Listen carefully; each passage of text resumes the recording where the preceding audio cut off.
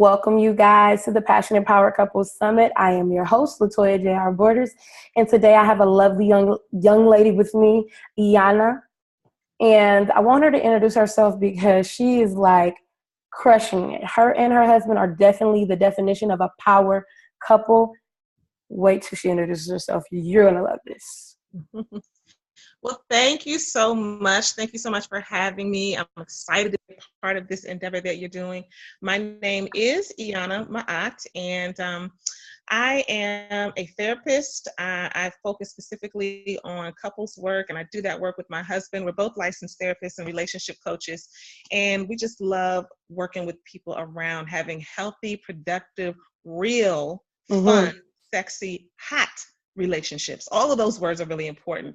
And so we have a private practice where we work with folks and do some coaching. We do some therapy. And then we also do retreats and speak. And we just have a good time doing that. So I think the most important thing to know about me is that while I am trained and have all that background, I feel that the most valuable thing that I have to offer is the fact that I'm walking the walk. I'm living the life day to day. Just like the rest of us, with my husband and 5 children and my own dreams and visions, and knowing that I have responsibilities as a mother, and a wife. So trying to balance all of that, that's really what it's all about. And we are also creators of blackloveandmarriage.com and reallovehelp.com, where there's lots of good content to help support people in their relationships.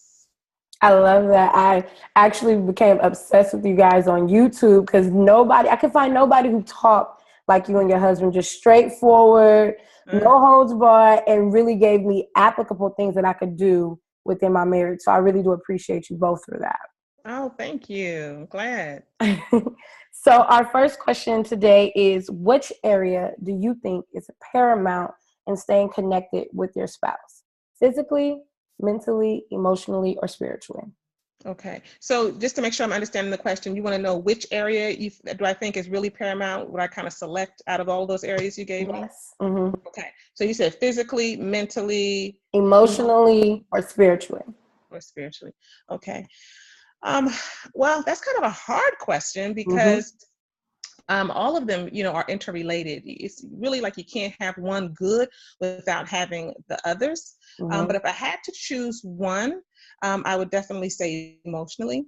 I think emotional connection reigns supreme. I mean, it is by far the number one thing that my husband and I, when we do this work, and particularly when we're working with couples, this is the number one thing we work on with couples individually and together as a unit. How do they stay emotionally connected and in tune with one another, so that all of the things that we go through from day to day, whether it's, taking care of the kids, paying bills, trying to, do some new things in our lives, whatever it is, that we don't allow all of the mundane things that we have going on to just overwhelm us and allow those things to agitate us and separate us. How do we stay connected as a couple? Because it's real easy, easier than most people think. Even when that's your best friend and that's your boo, it's easy to just really get separated because there's so much stuff to do. And oftentimes, one person is better in certain areas than the other person, and we start to resent the other person because we don't feel like we have any help, or we feel like we're all alone. And both folks can feel like that, feeling judged and so forth. So the way that you really start to minimize some of those regular, routine, mundane things that can really overwhelm you in life is to stay emotionally connected. And what we know about couples and connection is that individuals who don't have the ability to connect in with themselves, which really just means, am I aware of how I'm feeling? Let me take a minute to just press pause, because what we know is that if I'm walking around and I'm anxious, or if I'm walking around and I'm just a little angry, then everybody else who interacts with me is going to feel that. And if I'm not conscious of that, if I don't really stop to pause and say, you know what, wow, I'm having a rough time, then I certainly can't connect in with someone else because I'm not used to doing it with myself. And when we do that, when we do learn how to connect in emotionally to our own feelings, not judge our feelings, just own them, embrace them, let them pass through. Don't let them sit and dwell, because they do go. Feelings come and go. They're up and down. Then we're so much better able to be compassionate towards our spouse, to make room for them in all their funkiness, and to also have, a sense of appreciation for the fact that, they're not going to be perfect, Mm-hmm. and they're going to have emotions that are all over the place. And because we know it, because we're in tune with our own emotions, then we're able to, really support them as they go through. So emotional connection is paramount. We can give you all kinds of tips, tools, tricks, but guess what? I have done this work for quite a while, and I have never seen a couple, a wife or a husband, implement any of the things that we've asked them to implement when they don't feel it. Because emotional connection is about like, I'm not feeling you though. I understand what you're saying, it makes sense, but I ain't feeling it. You understand? Like, I'm feeling you, right? So it's just that simple. If we don't stay connected and we're not feeling one another, I'm not motivated, to do these other things that you're suggesting I should do. So emotional connection, I would say, is number one if I had to choose one. I love that. If I'm not invested in it, because my heart ain't in it, I don't want to do nothing. I get Exactly. it. So our next question is, how do you keep a great connection with your spouse or reconnect it if it's lost? And you kind of just touched on that with the emotion. But I love a lot of you and your husband's videos where you talk about sex and its importance within a marriage. And sometimes it can be kind of put to the wayside and not given its due time and place and all that type of stuff. So what do you believe about that? Mm-hmm.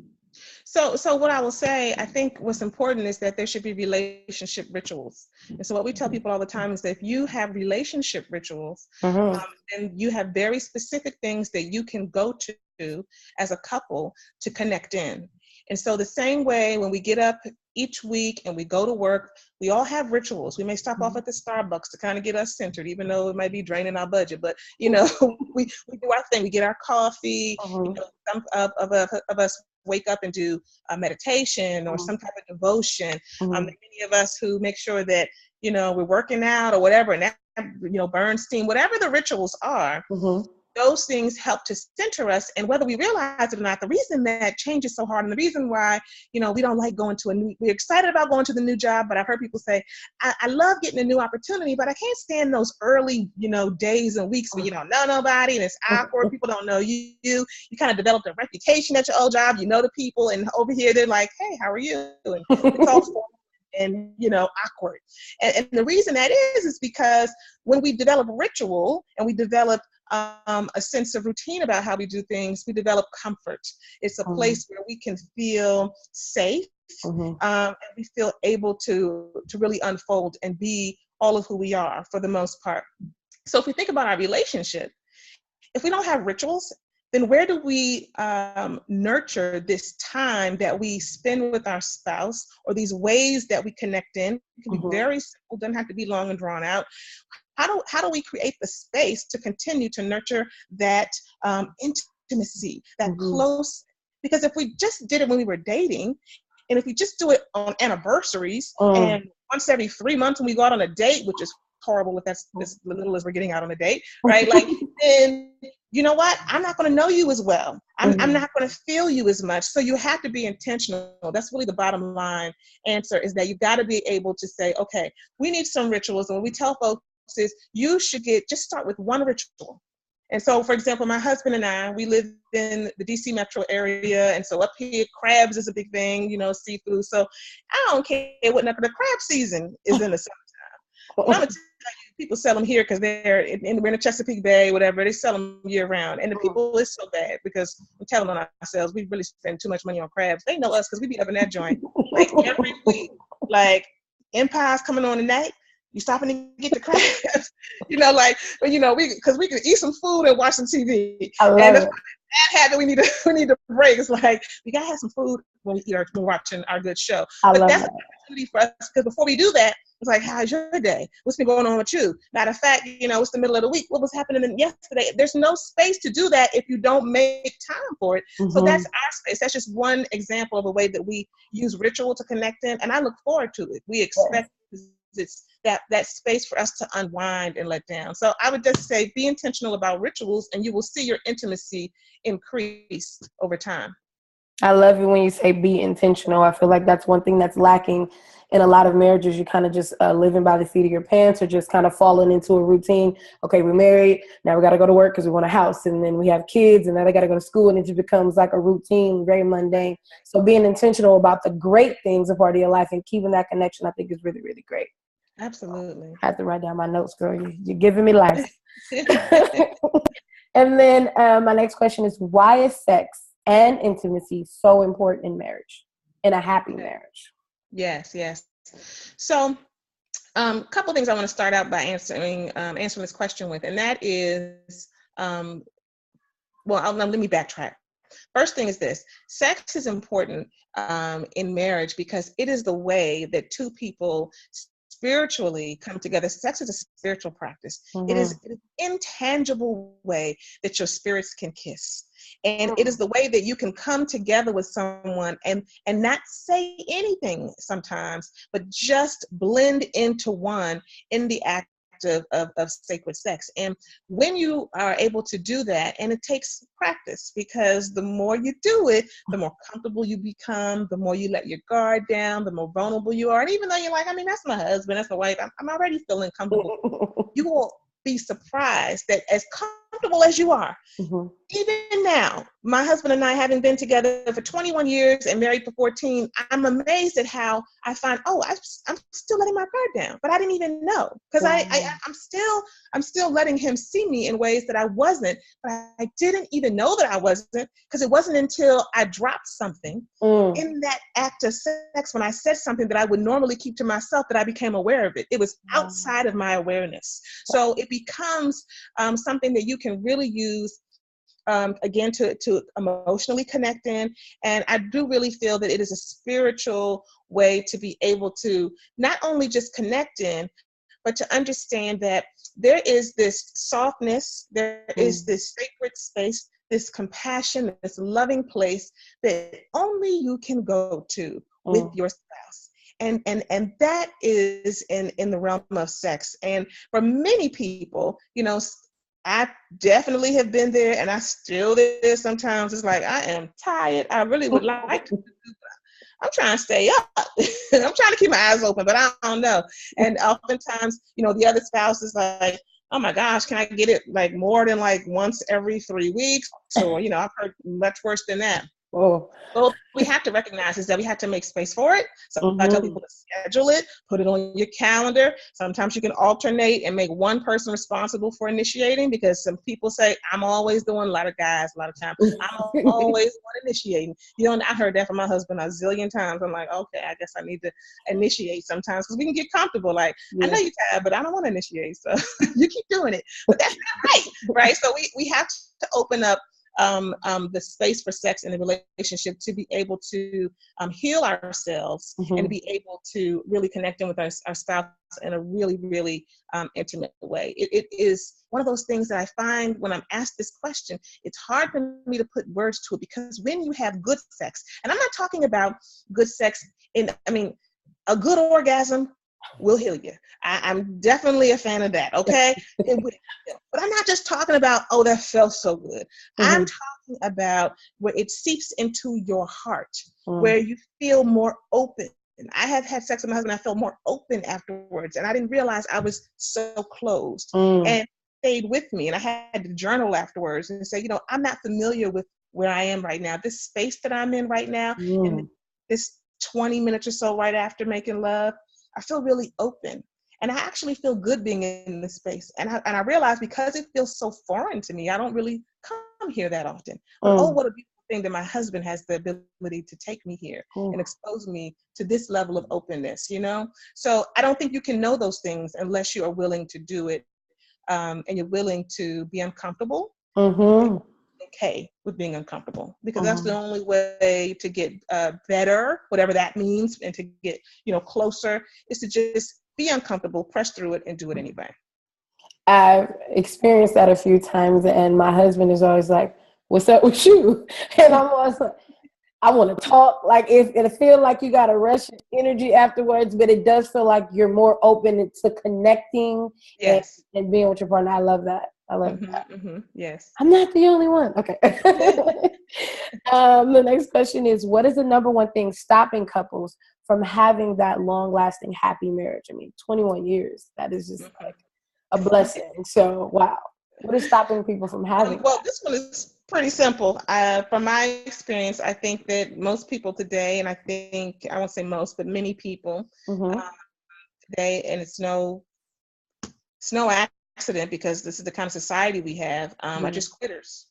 Just think Yes. people are quitters. I think that folks are like, I ain't signed up for all of this, and I don't have time for this, and everybody's dedicated to their ego, Mm. and I'm not the one, and I'm not willing to do this, and I'm only willing to be but so uncomfortable. I don't Uncomfortable. want to be stretched beyond this point. They may not consciously say that, but that's really what folks' actions are saying because they're ready to be done. And it just takes me back to a time early on in my marriage when I was going to therapy with my husband. Mm-hmm. And I remember saying to the therapist, I'm like, look, and at the time we were dealing with the issue where my husband has always said, I want to be an entrepreneur. I am an entrepreneur at heart. And I love that about him because so am I. And I'm feeling that. And I'm like, wait a minute now, but we got some kids right now, some kids on the scene. I'm gonna need you to go and get a 9 to 5 while we nurture that entrepreneurial spirit. And he Mm-hmm. was like, yeah, but I told you I want to be an entrepreneur. So we was having some problems, right? Oh, So we goodness. had to continue to work through that thing to make space for one another. And I remember telling my therapist, I said to her while we were both there, this was our couples therapist, I said, like, when is this going to be over? Like, I've been dealing with this for enough. What, like, can you tell me, like, based on your experience with couples, whatever, No. like, how long will this last? Because I don't have time for this. He just needs to get it. And I understand his spirit and all of that, and he needs to explore himself. Yes, so do I, but I just want him to get it. And Mm-hmm. I said, how long will it take? And I literally wanted to know so that I could put like something, in my mind. I only got much more time. I don't know what I was thinking. And she said, it's going to take as long as it takes. Was a horrible answer, but exactly, it was the truth. I hate it. It's going to take as long as it takes. And when you're done with that obstacle, a new one will present itself. Mm-hmm. So understand that being in relationship and being committed to another person intimately means that you are constantly evolving. You're constantly knocking out one obstacle to go to the next obstacle because you're growing. And it's not as if everything is obstacles. You're also, reaching new heights in terms of love and Mm-hmm. intimacy and raising a family or whatever it is that you're doing with your partner. But you should never think that you just kind of get to this place where you just kind of, oh, everything's even. Whew, I'm glad we got through that. Like once you get through that, you ain't smooth sailing. No, you're not. You have just reached a different height in your. Another level. But as you master that one, there's a whole new level for you to master. So I think if people just have a correct understanding about what's entailed in this process called, and what I call it is the unfolding. It's the unfolding of yourself. Mm-hmm. You see yourself in ways you ain't never seen yourself before, and your partner. If you're really in this process, the more people understand that that's what it's really all about, then I think people will be willing to stay in it. Because if get tapped out early on. And I Oh. had plenty of opportunities where I just thought like, I don't know about this. Never did it. Never ever really, really got to the point where I felt like I was going to. But if I had done that, oh my goodness, what I would have missed out on. Because the things that I didn't know then, because I just wasn't supposed to know. You won't get the lesson and you won't learn it until you go through it. And so I'm not supposed to know these things. But on the other side of the lesson now, I'm like, oh, wow, I can look at some things now and chuckle at myself. And before I was like spitting and cussing and fussing, a hot mess, So I think people just have to have a can-do attitude and Mm-hmm. really recognize what commitment is all about. I love that you say commitment because I do feel like, we all know like the divorce rates are so high. And when me and my husband got married, we both was like, there's no out clause. You ain't going nowhere. I'm not going nowhere. We gonna Exactly. work through it. It's no out clause. I do feel like people should take it off the table. You shouldn't be That's coming right. into it already saying, well, if something happened and you don't flow my way, then I'm going to have to go. Nah, that ain't. Right. Right. You also said something else about stretching. And I thought that was really interesting because I didn't know that would naturally happen when I got married. Some arguments and fights will tell you who you are. And Yeah. you're like, okay, I need to grow. I need to meet this situation where it's at. I'm not mature enough to handle that. I need to grow to that. So I love Right. the fact that you said stretching because it happens. Yes, you are telling the truth. Okay, so my next question is, do you think you need a vision to create a unique and extraordinary marriage? Oh yeah, absolutely. I mean, I think that's one of the things that we have couples do in our classes is develop a vision together and really kind of, set it down and make a mission statement and put things on the board. And my husband at the time we first were exposed to that when we were in the class, he was like, "Ain't nobody, I ain't cutting stuff out and writing little letters on the board.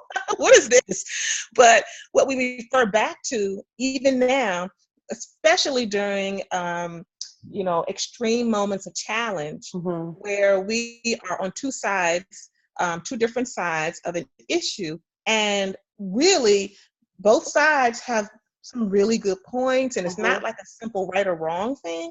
We refer back to the vision. What is it that we say we want for ourselves? Mm-hmm. For ourselves as a couple, for our family, our legacy, Mm-hmm. what is it that we say? And when we refer back to that, that always, even if it doesn't totally make everything become crystal clear, it always centers us back to we're both supposed to be working towards what we want together. It's Mm-hmm. us against the world. It's not us against each other.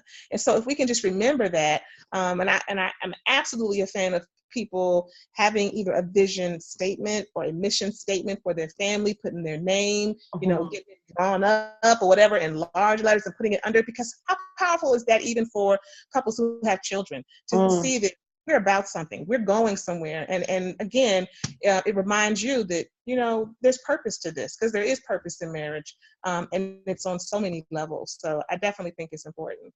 I love that because I did not know. I thought, oh, like you create a vision for my life Mhm. when I was younger. But when we got together and it became like a collective vision, Mhm. we did write it out and we referred back to it like, oh, we did this or we never got to this or Mhm. we should change that. And now it's kind of becoming a culture with our kids. We're kind of like saying we the borders. We make them feel like this is our Yeah. family, have that identity about it, and like it's something strong about being who we are as our family unit. So I feel like the vision helps cultivate that part of it, and it's only kind of getting stronger and larger. It's not just our vision for our marriage, but it's our vision for our family, and like Mhm. you said, your legacy. So yeah, I think it's Mhm. super great. Absolutely. Absolutely. I want to say thank you so much for doing this interview with me because Oh you don't have, I got a page full of notes right now. yeah. And I'm so excited about this. So I know that you have a free gift for all of our participants. So tell me a little bit about it.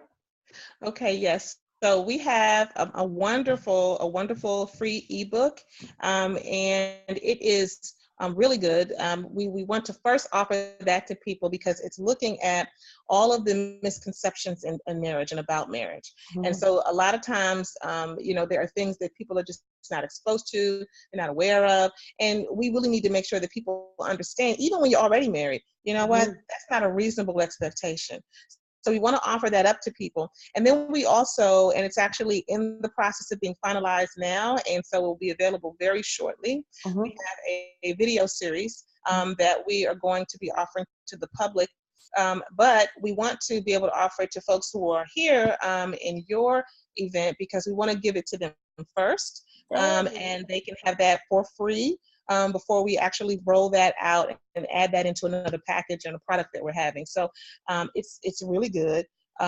We put a lot of time and effort and energy into it, but we would love to offer that. And so folks will be able to follow up. And as long as, we will share, you and I, the details of how people can let us know that they found us through you Mhm. and your event, and we'll be able to get that, send that over to them electronically. Wow, thank you so much. You guys are getting something really great. You don't know, this team right here is so powerful. You won't get your life with anything that they're giving you. And if they're giving you something for free that they're going to be charging other people for, you want to make sure that you get that. So make sure you click the link in the box so you can get your free gift, okay? And I have a question for my audience out there. I really want you to think about how can you stay emotionally connected to your spouse? What are some things that you need to identify and acknowledge within yourself that can further your connection with your spouse? Tell me what you're thinking and email me and let me know.